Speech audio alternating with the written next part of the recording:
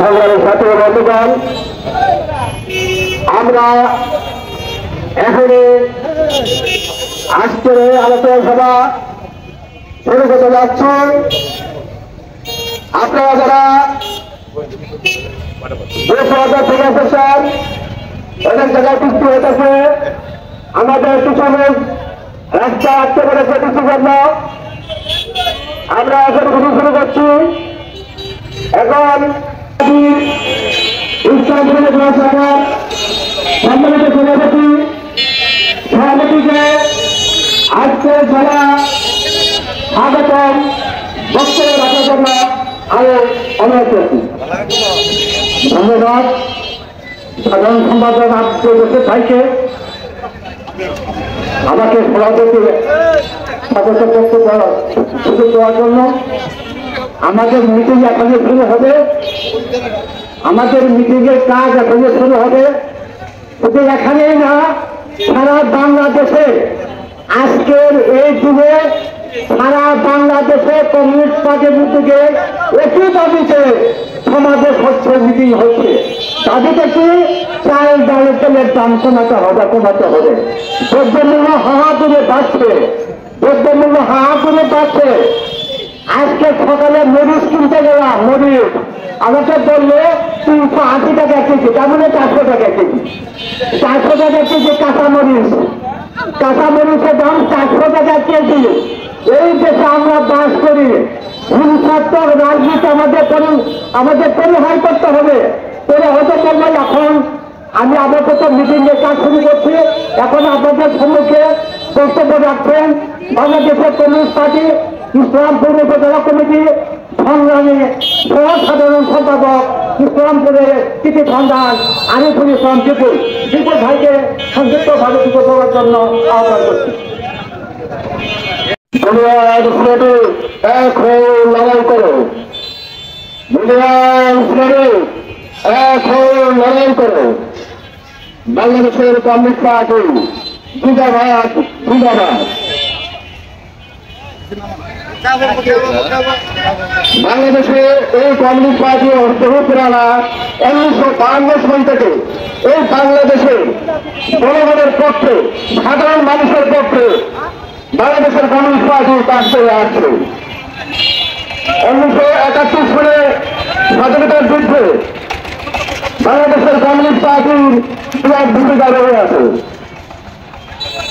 বাংলাদেশের communist party এখন পর্যন্ত 1952 সাল থেকে এখন পর্যন্ত সাধারণ মানুষের পক্ষে কাজ করে আসছে। আপনারা জানেন না, আপনারা অনেকে জানেন, অনেকে জানেন না। আমাদের যুদ্ধ, আমাদের সংগ্রাম লুটপাটকারী, যারা ঘুষখোর, যারা অন্যায়কারী, তাদের বিরুদ্ধে আছে। পল্লী বিদ্যুৎ এই থাকে না, ওইটা তো হলো একটা পল্লী বিদ্যুৎ হচ্ছে দালালদের রাখে না। আপনি বিচারের জন্য যাবেন, দেখবেন 10 জন 20 জন আপনার দালাল ঘুরে ধরেছে। মিটার লাগবে ভাই 5,000 দিবেন টাকা ঘুরতে ঘুরতে দেখবেন নাই করে। এই সরকার বিগত সরকার ঘরে ঘরে বিদ্যুৎ দিবে ঘোষণা দিয়েছে, খুঁটি দিবে মাগনা, কিন্তু খুঁটি পাবলিককে কিনতে হয়। আমাদের সেই সমস্ত ঘুষখোর অন্যায়কারীদের বিরুদ্ধে যুদ্ধ। বাংলাদেশের কমিউনিস্ট পার্টি সাধারণ মানুষের বিরুদ্ধে, সাধারণ মানুষের পক্ষে এখনো কাজ করে চলছে। আমাদের এই সংগ্রাম চলছে, চলবে। তারা কি করে? বর্তমানে যারা আছে, অনেকেই আছে ব্যবসায়ী সিন্ডিকেট না ভেঙে বাজারগুলোতে হামলা করে ব্যবসায়ী সিন্ডিকেট ভাঙো, দ্রব্য মূল্যের দাম কমাও। আজকে কি দেখা যায়? ওই ব্যবসায়ীরা 3 শ্রেণীর লোকের কাছে এই দেশের মানুষ জিম্মি হয়ে গেছে। এই অসাধু মানুষের এই সিন্ডিকেট ভাঙতে হবে। আর যদি ভাঙতে চান তাহলে বাংলাদেশের কমিউনিস্ট পার্টির সাথে যুক্ত। বাংলাদেশের কমিউনিস্ট পার্টি আপনাদের পাশে, এই বাংলাদেশের মানুষের পাশে আছে, থাকবে। আইনের ব্যবস্থা অবস্থা এখন পর্যন্ত 180-85 জন পুলিশ কাজে অংশগ্রহণ করে নাই। এখন পর্যন্ত খুব দুঃখজনক হলে সত্য, এখন পর্যন্ত 180-85 জন পুলিশ কাজে অংশগ্রহণ করে নাই। আমার কথা বলে আগে আমি একজন পুলিশকে অবশ্যই সম্মান জানাতে চাই, তাকে ছেলেও জানাতে চাই। পুলিশ সারাদিন হোলি অটিজম ঢাকাতে হোলি অটিজমের টাইমে যে নিজের প্রাণ বাজে রেখে বিদেশিদেরকে রক্ষা করেছিল, সে পুলিশ কর্মকর্তা পুলিশ অফিসারকে আমি ছেলেও জানাই। আমি সে সঙ্গে বাংলাদেশের সকল পুলিশ বাহিনীকে ছেলেও জানাতে চাই।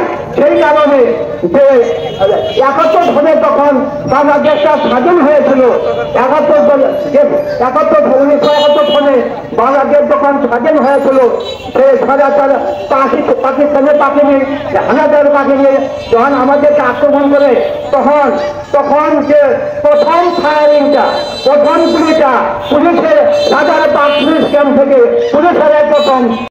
সবাই লুটপাট করেন, যারা লুটপাট করে তাদেরকে ব্যবস্থা নেব, যারা লুটপাট করে যারা ভালো মানুষ তাদের বিরুদ্ধে মিথ্যা মামলা ছিল না।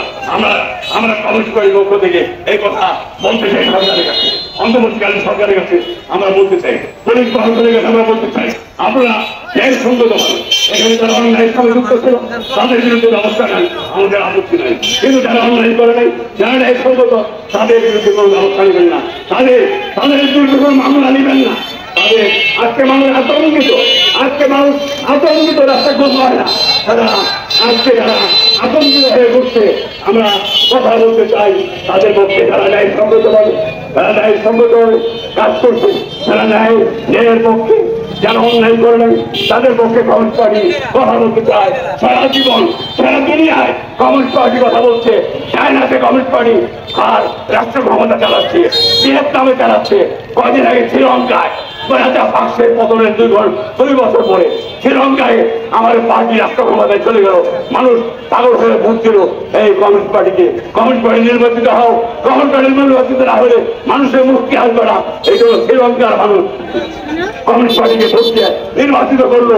নেপালের কমিউনিস্ট পার্টি, আর কেরালায় কমিউনিস্ট পার্টি, সেখানে কোনো অভাব অনটন নাই, জ্বালা যন্ত্রণা নাই, ওষুধ মাগ না, চিকিৎসা মাগ না, রেশন পায়, সবাই তার অধিকার পায়, লেখাপড়া ফ্রি, চাকরি ফ্রি, কোনো ঘুষের শব্দ নাই। সমাজতান্ত্রিক দেশে কোনো ঘুষের শব্দ নাই, ঘুষের আলোচনা নাই। আর আমার দেশে 20 লাখ 30 লাখ ঘুষ ছাড়া চাকরি নাই, তোর কপালও লেখে নেই। আরে ঘুষ দিলে কপালও লেখে, ঘুষ ছাড়া চাকরি লেখে না কেন? আর এই অন্যায়ের বিরুদ্ধে তোমাকে ব্যবস্থা গ্রহণ করতে হবে। ডক্টর ইউনূস, তুমি দায়িত্ব নিয়েছ, তোমাকে আমরা চিনি, ভালো করে চিনি, আমাদেরকে তুমি চির। আমরা কারা কমিউনিস্ট পার্টি করি? যারা অন্যায়ের বিরুদ্ধে কথা বলে, যারা ন্যায় সঙ্গে কথা বলে, যারা অন্যায়ের বিরুদ্ধে দাঁড়িয়ে সবসময় সোচ্চার, সেই পার্টি।